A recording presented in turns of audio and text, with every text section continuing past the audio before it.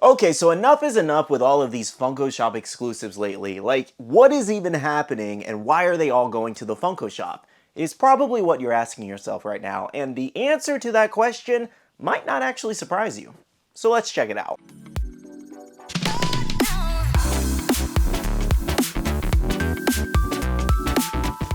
Hey guys, welcome back to another video. I hope you're enjoying your Thursday. So today I wanted to talk about the Funko Shop dilemma right now. As of recent, we have gotten a ton of Funko Shop exclusives, and it feels very weird. It feels like they're taking away exclusives from other retailers, and I've just seen a lot of people very unhappy that the Funko Shop is getting so many exclusives. Now, as always, before we continue with our video topic, we do have our question of the day, and this one might actually be a little bit of a hard one. Do you have a Funko Pop in your collection that has a horn? And I'm gonna go with a butt stallion here. So I'd like to put it into perspective for you just how many Funko Shop exclusives have been made for this year, 2023. Now I am sharing this huge list from Pop Home's Discord. Thank you so much to them for making this. This is insanity here. Now, a lot of Comic-Con exclusives are also included on this list. And for this video's sake, because they're Comic-Con exclusives, I won't entirely include them just because usually Funko does have their own Funko exclusive only pops.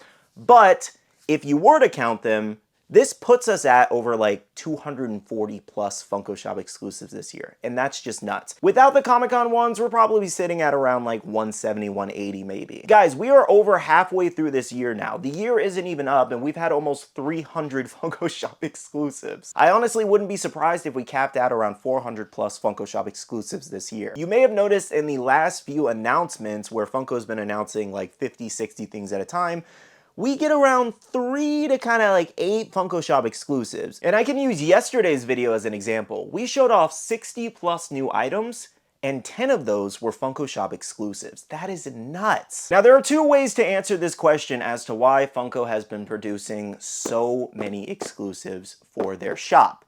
The short answer is they want to make more money. And the longer answer is they're trying to increase their direct-to-consumer sales. And what that means is you've probably seen a lot of other retailer exclusives on their website, like Chalice exclusives, Hot Topic, GameStop, Barnes & Noble, FYE, pretty much every other retailer that normally gets an exclusive seems to end up on the Funko Shop now. And if you're wondering why that is happening, again, it is to increase their direct-to-consumer sales. Basically, what Funko is doing here is that they are producing enough stock for the retailers, and then they're also producing some stock for themselves. And by keeping some of that stock to sell on their own website, they're effectively cutting out those retailers who they usually would sell it to. Basically, let's say, for example, your Funko Shop exclusive is $15.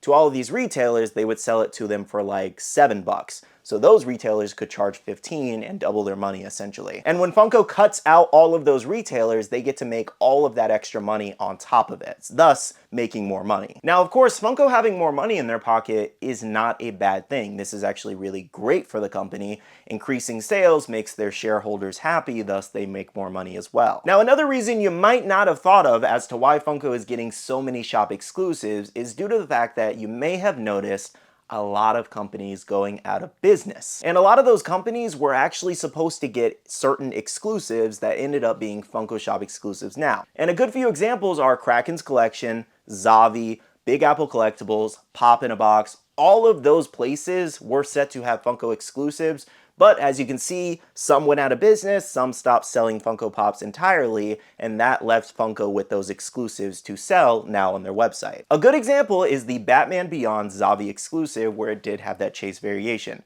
Zavi announced that they were no longer selling Funko products, or they were going out of business. I don't really remember exactly what happened with them. Anyways, though, basically, you couldn't get the Batman from them. And eventually, it ended up on the Funko Shop as a Funko Shop exclusive. So those are pretty much the reasons as to why you're seeing so many Funko Shop exclusives pop up now. Now, it's always a smart business move when you want to make more revenue for your company. However, in the process of them taking all of these retailer exclusives and throwing it up on the Funko Shop, it kind of slowly takes them away from the retailer partners they have, which are Hot Topic, Walmart, GameStop.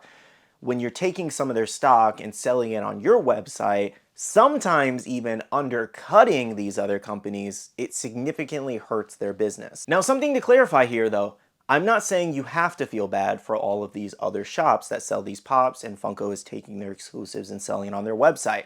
Because as a collector, you should also be going to the place that sells it for the cheapest. I just feel that it's fair to also point out how this can hurt all of those other shops and retailers. And the reason I mention that at all is due to the fact that those shops have to sell a crap ton of product to even qualify for an exclusive. It used to be $1 million in sales, and then they upped it to $2 million in sales. And then now I believe it's changed to some other thing, like basically based off how the overall retailer is kind of doing in sales. I don't think there is a quota to exactly meet. But my point is, originally, they had to sell millions of dollars in products to even get access to an exclusive. And then when you kind of just take their exclusive, undercut them on your own shop, it feels wrong and it feels dirty. And when you dedicate so much hard work towards a goal, it just sucks in the grand scheme of things. But again, as I said, as a collector, you have the right to go to the shop that is going to sell you it the cheapest. And in this case, it happens to be directly from Funko. Now, of course, something else we can consider is that Funko already has all of the collectors and the traffic on their website specifically for the Funko Pop product.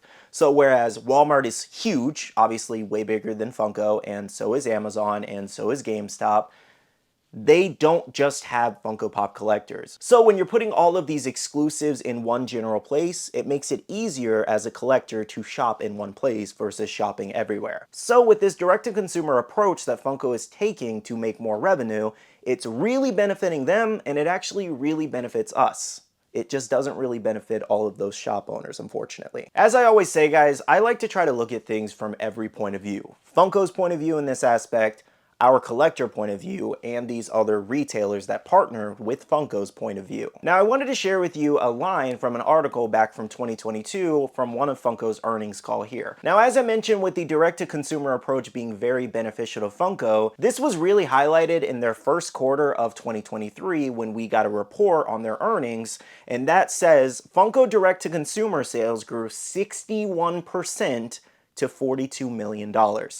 So this is making them a lot of money, especially with all of these new Funko Shop exclusives they're adding. Basically, in a sense, they have their set Funko Shop exclusives for the year, but they can sometimes take exclusives from Hot Topic, GameStop, Walmart, from all these other people, and then turn them into Funko Shop exclusives so they can make more money. And again, like I mentioned, at the end of the day, they have to do what is best for their company, regardless of how anybody feels. Now granted, just because they've added all of these new Funko Shop exclusives and other retailer exclusives to help their direct-to-consumer approach soar, doesn't mean they've had the greatest track record with exclusives. And here's a few examples of some of the more disliked exclusives, like this Fat Gum Baseball Metallic exclusive.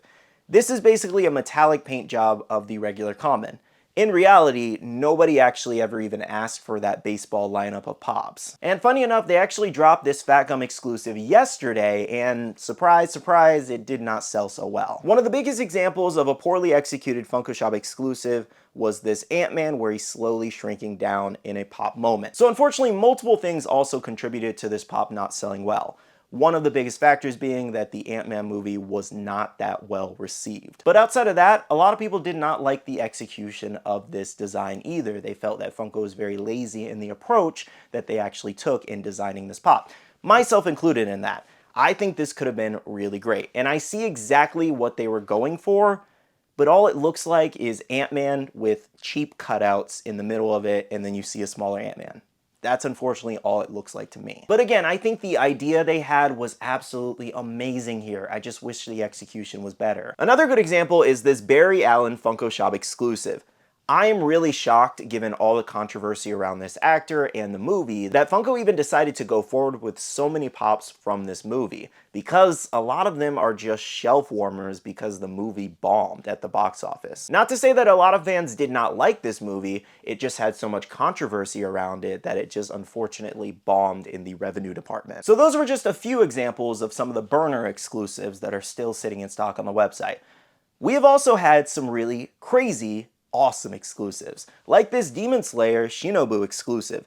This was probably one of the best Hashira drops in the entire Demon Slayer set. This one sold out so quickly it wasn't even funny, and people still want it to this day. Another really popular exclusive and great choice by Funko was the Wednesday Addams exclusive here. Obviously, the Wednesday show blew up, where all the merchandise was heavily sought out by fans. For One Piece, we actually had several Funko Shop exclusives already this year, like this amazing Snake Man Luffy Metallic, as well as this Gold D. Roger, literally the king of the pirates. And of course, that one also was significantly more popular too, given it did have that chase variation. But again, smart move by Funko, it sold out. Now, Naruto hasn't been immune to the Funko Shop either, like this crazy Kurama Chakra mode Minato here, which a lot of fans are foaming at the mouth for. And don't even get me started on Marvel, where we had this amazing King Venom exclusive. The unfortunate thing with this one is that they locked it behind a mystery box, so that's the reason it's still sitting in stock today. And one of the newest Marvel exclusives that fans are super excited to get when it drops is this Daredevil in his classic yellow and red suit. And another newer one I do want to mention is this Reagan moment from The Exorcist that has horror fans so excited. Now, I'm not even a horror fan, and I can admit that they did a fantastic job on this one. And I really do hope that it sells very well for them. Funko Pop moments are a hit or miss though, because they take up a lot of space. So I think you get the point by now. There have been some really bad exclusives and some really phenomenal exclusives on the Funko Shop. However, I do still feel that there is a little bit of an oversaturation on the Funko Shop. I personally don't want everything to be a Funko Shop exclusive, especially with their site not being that great.